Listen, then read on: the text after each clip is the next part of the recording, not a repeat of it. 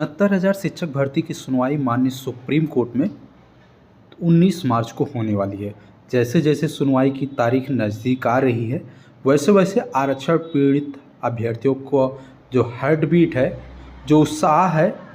उतावलापन है, वो काफ़ी ज़्यादा बढ़ रहा है। क्योंकि आप सभी को पता है कि 69,000 शिक्षक भर्ती का मामला आखिर 7 सालों से कोर्ट के चक्कर लगा रहा है, लेकिन अभी तक फाइनल नहीं हुआ है। लेकिन इस बार ओबीसी वर्ग के आरक्षण पीड़ित अभ्यर्थियों के साथ साथ सामान्य वर्ग के अचयनित और ईडब्ल्यूएस वर्ग के अभ्यर्थियों को काफ़ी ज़्यादा उम्मीदें हैं कि आगामी 19 मार्च को यह केस फाइनल हो जाएगा और इस भर्ती में जितने भी पीड़ित पक्ष कोर्ट की शरण में गए हुए हैं, सभी को न्याय भी मिल जाएगा। फिलहाल इस वीडियो के माध्यम से पूरी जानकारी हम देंगे। वीडियो में लास्ट तक जरूर बने रहिए, क्योंकि यह वीडियो काफ़ी महत्वपूर्ण जानकारी आपको देने वाला है। आगामी 19 मार्च को सरकार की क्या तैयारी है, और कल कोर्ट में सुनवाई हुई थी उत्तर कुंजी मामले को लेकर, और वहां पर सरकारी अधिवक्ता ने क्या बात रखा है अपने प्रपोजल को लेकर, क्या 19 तारीख को सरकार क्या प्रपोजल लेके आ रही है, साथ ही साथ सरकार की तरफ से क्या कुछ प्रयास किया जा रहा है ओबीसी और जनरल वर्ग के अभ्यर्थियों के द्वारा, संपूर्ण जानकारी आपको इस वीडियो में देंगे। तो वीडियो को लास्ट तक जरूर देखिएगा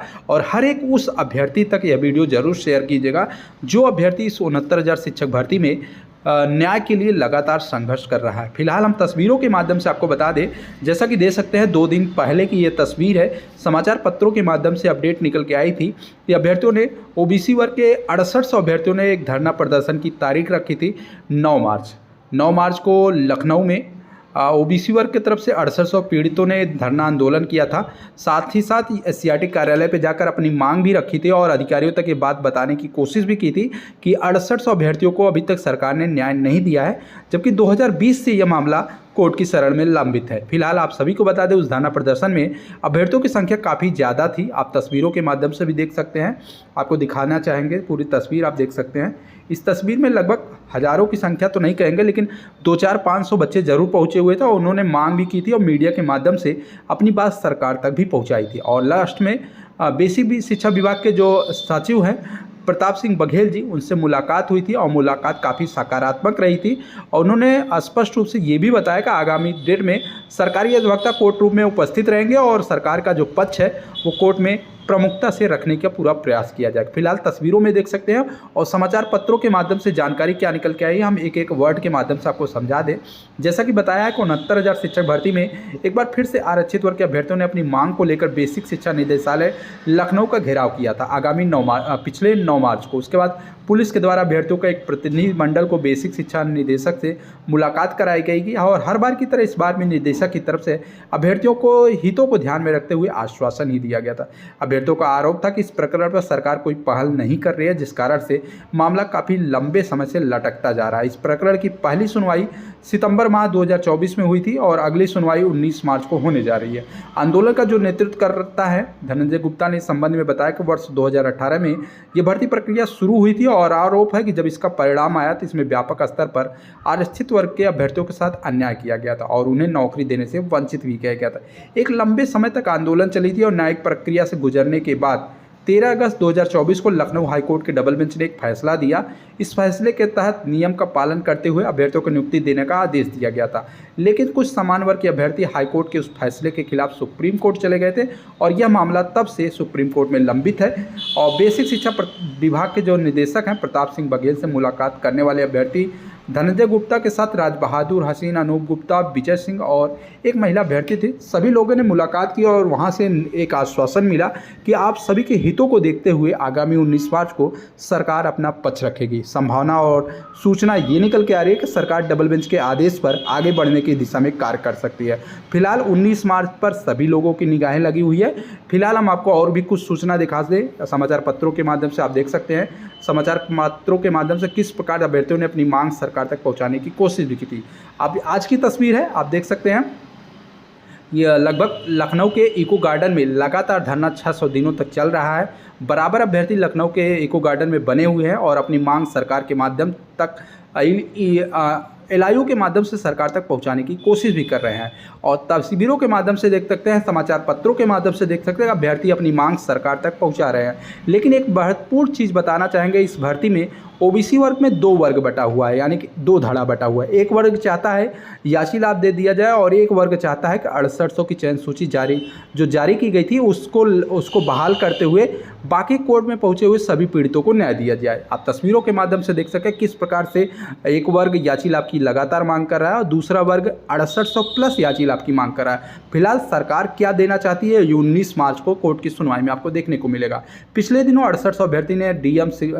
डिप्टी सीएम केशव प्रसाद से भी मुलाकात की थी और सूचना और संभावना ये भी जताई गई सरकार इस मामले पर कड़ा रुख अपनाते हुए 19 मार्च को प्रमुखता से अपना पक्ष रख सकती है। फिलहाल आप सभी को बता दें 1 मार्च को लखनऊ में एक बड़ी बैठक भी की गई थी 6800 अभ्यर्थियों के साथ ही साथ याची लाभ के जो पीड़ित अभ्यर्थी थे उन्होंने भी बैठक रखी थी और मांग की थी कि सरकार अगर इस मामले पर कोई भी हीला हवाली करती है तो आगामी दिनों में आंदोलन किया जा सकता है। इसके अलावा भी देख सकते हैं कि पिछले दिनों होली का त्यौहार था जहां सभी हिंदुस्तान के जितने भी युवा हैं, जितने भी जनता है, सभी लोग होली जैसा पर्व अपने घरों पर मना रहे हैं। लेकिन वहीं 6800 पीड़ित अभ्यर्थी लखनऊ के इको गार्डन में अपना होली हर वर्ष की तरह मना रहे थे और सरकार से निवेदन कर रहे थे कि हमारी होली कब मनाई जाएगी। फिलहाल तस्वीरों के माध्यम से खबरें आप तक पहुँचती रहेंगी, लेकिन फिलहाल एक गुड न्यूज़ आपको बता दें कि आगामी 19 मार्च को जहां सुनवाई को लेकर तमाम अटकलें लगाई जा रही थी, कंप्यूटर जनरेटेड ये सूचना निकल के आ चुकी है कि आगामी 19 मार्च को अपना केस लग रहा है। फाइनल रूप से एडवांस काज लिस्ट 1-2 दिन में जारी हो जाएगी और अपनी केस की सुनवाई 19 मार्च को होने जा रही है। सीजीआई की तरफ से ये निर्देश जारी कर दिया गया है, जैसा कि ये आप देख सकते हैं ये पूरी सूचना निकल के आई है कंप्यूटर जनरेटेड के माध्यम से। इसके अलावा अगर हम बात करें तो एक महत्वपूर्ण सूचना ये भी निकल के आई है कि 69,000 शिक्षक भर्ती के उत्तर कुंजी मामले को लेकर कल कुछ अभ्यर्थियों ने कंटेम्प्ट की एक याचिका इलाहाबाद हाईकोर्ट में दाखिल की थी, जहां पर सरकारी अधिवक्ता ने स्पष्ट रूप से बताया है कि आगामी 19 मार्च को सुप्रीम कोर्ट में इस संबंध में केस की सुनवाई लगी हुई है और वहां पे सरकार की तरफ से पक्ष रखा जाएगा और उस पक्ष में उत्तर कुंजी पीड़ित अभ्यर्थियों को न्याय किस प्रकार से दिया जाएगा, नौकरी कब तक दी जाएगी, संपूर्ण चीज़ों की जानकारी सरकारी अधिवक्ता के माध्यम से रखा जाएगा। इस संबंध में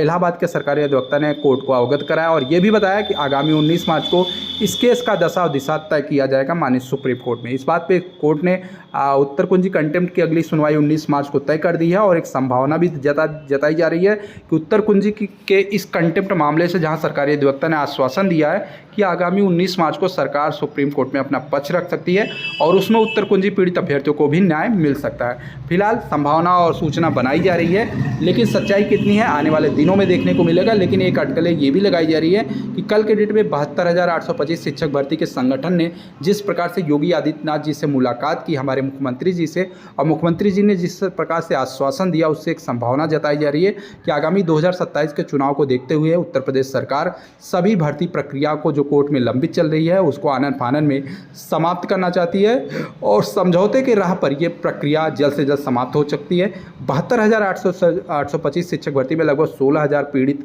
याचियों को न्याय के लिए रास्ते खुल सकते हैं, ऐसी संभावना जताई जा रही है। और आगामी 13 मार्च को फिर से एक बड़ी बैठक 72,825 शिक्षक भर्ती को लेकर आप सभी को देखने को मिल सकते हैं। लेकिन एक महत्वपूर्ण सूचना आप 69,000 शिक्षक भर्ती को लेकर बता दें कि जहां तक 19 मार्च को कोर्ट की सुनवाई है, हमारे जनरल वर्ग के अचयनित अभ्यर्थी जो 6800 को चैलेंज किए थे, जो ईडब्ल्यूएस की लड़ाई लड़ रहे हैं, और साथ ही साथ कुछ 69,000 के शिक्षक भर्ती के 27 से 21 की मांग करने वाले याची लाभ के पीड़ित अभ्यर्थी भी कल के डेट में धर्मेंद्र प्रधान जी से मुलाकात किए थे और वहां से एक सूचना निकल के आई थी,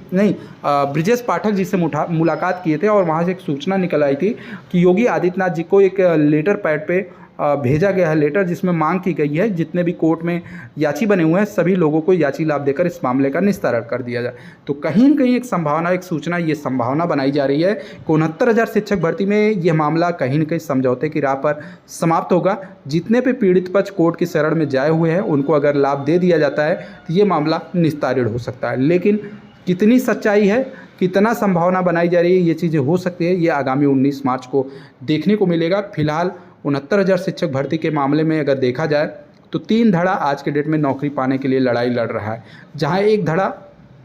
इस भर्ती में अवैध घोषित हो चुका है डबल बेंच के आदेश पे, वो भी अपनी नौकरी बचाने के लिए कोर्ट की शरण में गया हुआ है। वहीं दूसरी तरफ कुछ ऐसे जनरल वर्ग के अभ्यर्थी हैं जिनका मानना है कि 14,000 सीटों का उनका नुकसान हुआ है ओवरलैपिंग होने की वजह से, और कहीं न कहीं ईडब्ल्यूएस का 10% कोटा न मिलने की वजह से भी उनका नुकसान हुआ है। तो ऐसे पीड़ित अभ्यर्थियों का कहना है कि अगर कोर्ट में जितने लोग वो कोर्ट में शामिल है, अगर उनको सरकार याची लाभ दे देती है तो वो सकुशल अपना केस वापस ले लेंगे और सरकार पर किसी प्रकार का कटाक्ष भी नहीं करेंगे। वहीं दूसरी तरफ हमारे ओबीसी वर्ग के एक अभ्यर्थी जो 2021 में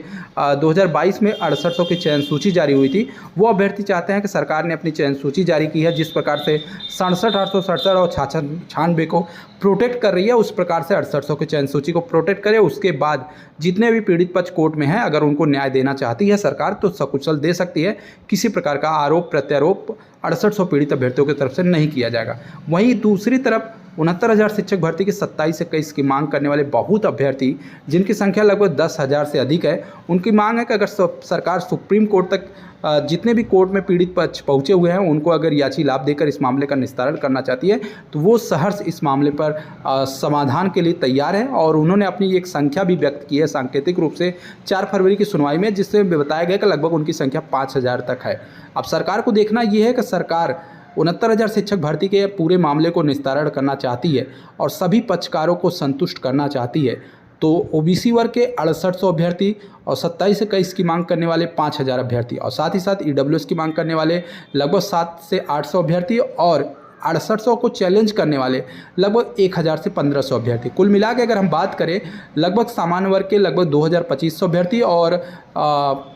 12,000 ओबीसी वर्ग, यानी कि 15,000 अगर सीटों पर सरकार सहमति देती है तो 69,000 शिक्षक भर्ती का जो मामला 2020 से चल रहा है वो मामला डिसाइड भी हो जाएगा और 69,000 शिक्षक भर्ती पे जो सरकार पर एक आरोप लगा है आरक्षण घोटाले का, वो आरोप भी धुल जाएगा। लेकिन एक बड़ी अपडेट ये भी बता दूं कि अगर इस प्रकार की प्रक्रिया सरकार अपनाती है तो हमारे जो नई शिक्षक भर्ती की मांग करने वाले 2021 से डीएलएड प्रशिक्षु हैं, उन्होंने भी अपना आंदोलन शुरू करने का एक आह्वान कर दिया। उनका मानना है कि 69,000 शिक्षक भर्ती में अगर एक भी पद जोड़ा गया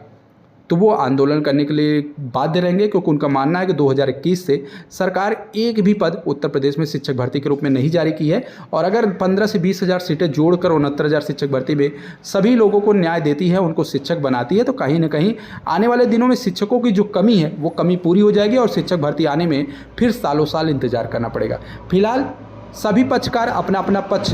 बता रहे हैं समाचार पत्रों के माध्यम से और सरकार तक ये सूचना दे रहे हैं कि अगर किसी के साथ अन्याय होता है तो आंदोलन के लिए बाध्य रहेंगे। लेकिन सरकार का ये मानना है कि सरकार 19 मार्च को अगर कोर्ट में अपना पक्ष रखती है और माननीय सर्वोच्च न्यायालय उस पर मोहर लगा देता है तो किसी प्रकार का आरोप प्रत्यारोप लगाने से प्रक्रिया बिल्कुल रुकेगी नहीं और जितने लोगों को सुप्रीम कोर्ट न्याय देगी उनको सरकारी अध्यापक बनने से कोई रोक भी नहीं पाएगा। तो देखना यह है कि 19 मार्च को सरकार क्या करती है और सुप्रीम कोर्ट में क्या निर्णय आता है, ये चीज़ें बहुत देखने वाली बात होगी। लेकिन एक बड़ी अपडेट ये भी बता दूं आपको कि अगर 69,000 शिक्षक भर्ती में इस प्रकार की प्रक्रिया होती है तो आने वाले दिनों में एक बड़ा आदेश बनेगा, एक बड़ा नज़ीर बनेगा कि 69,000 शिक्षक भर्ती में माननीय सुप्रीम कोर्ट ने सभी पीड़ित पक्षों को न्याय देकर सभी पक्षकारों को आगे बढ़ाने का काम किया है, उनको रोजगार देने का काम किया और कहीं न कहीं सभी लोगों के साथ एक अच्छा न्याय दिया है। फिलहाल देखना यह है कि 19 मार्च को सरकार की क्या तैयारी है और सुप्रीम कोर्ट किस प्रकार से न्याय देता है, ये देखने वाली बात है। बाकी आप जुड़े रहिए चैनल के साथ। उत्तर कुंजी का मामला हो, ईडब्ल्यूएस का मामला हो या जनरल वर्ग के अभ्यर्थियों का मामला हो या ओबीसी वर्ग के 6800 या 27 से 21 की मांग करने वाले पीड़ित अभ्यर्थियों की मामला हो, सभी सूचनाएं आपको इसी चैनल पर मिलती रहेगी। साथ ही साथ 72,825 शिक्षक भर्ती, 29,334 गणित विज्ञान शिक्षक भर्ती से जुड़ी सभी प्रकार की अपडेट आपको समय समय पर इसी चैनल के माध्यम से मिलती रहेगी। तो चैनल से जुड़ रहिएगा, समय समय पर सभी प्रकार की भर्ती की सूचना आपको इसी चैनल पर मिलती रहेगी। तो मिलते हैं कुछ बड़ी अपडेट के साथ अगले वीडियो में, तब तक के लिए नमस्कार, धन्यवाद। वीडियो को शेयर कर दीजिएगा, अगर चैनल पर पहली बार विजिट कर रहे हैं तो चैनल को सब्सक्राइब जरूर कर लीजिएगा। धन्यवाद।